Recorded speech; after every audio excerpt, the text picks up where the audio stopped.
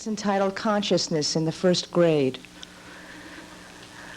I knew who I was, where I was, when Jack thought about subterraneans in Mexico City. Throughout Nevada, throughout Utah, careening rush over the roads into Denver, for a couple of days losing the rhythm, talking with a disowned cousin, going to pieces, going for a joyride, into the Rockies mad with sweat and insanity.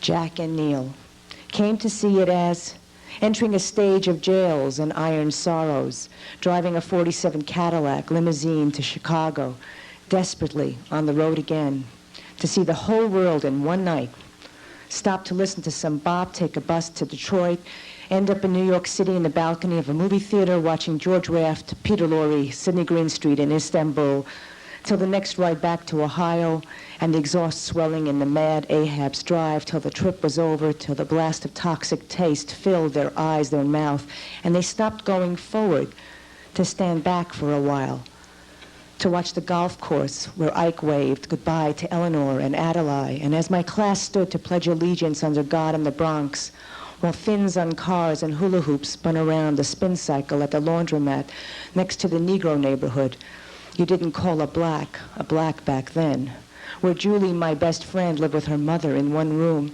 came to my apartment for family, who cared about the invasion of the Sinai, which Fidel Castro, and watched Fidel Castro land in Cuba with a cigar and a match, followed by Pakistanians embracing Allah in a Hamseen wind across the Suez, where the French and the British refused Nasser as Grace from Philly married Prince Rainier.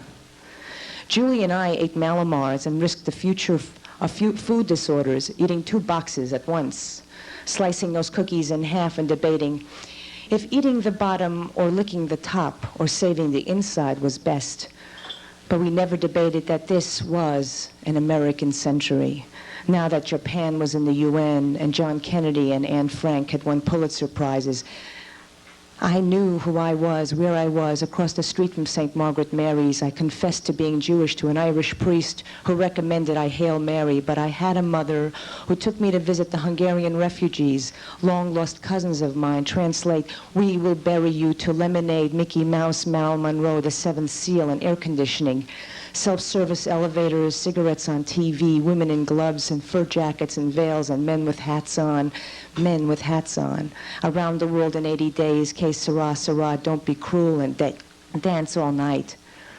I knew who I was, where I was, but Jack didn't, and he asked, where are we going, man? Canteen Fluss in a balloon. Charlton Heston parts the sea. Yul Brynner and his Siamese children dance with their teacher, Kirk Douglas, with one ear.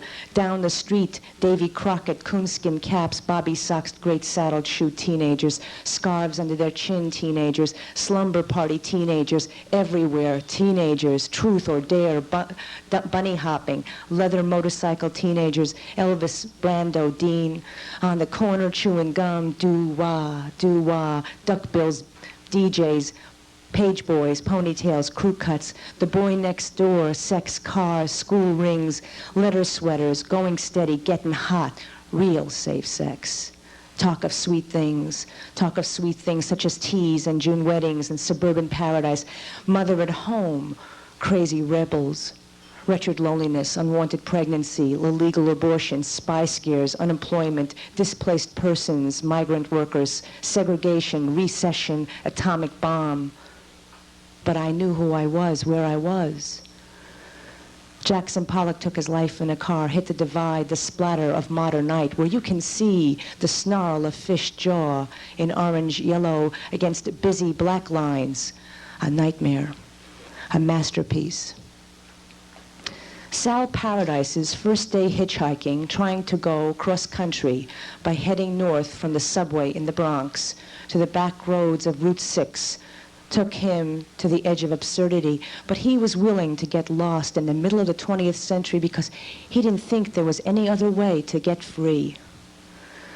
In the free world, one of millions of babies born after the war, with a roof over my head, counting the summer days lucky, grateful that wickedness was gone, that pink returned to my mother's cheeks, red to my father's heart.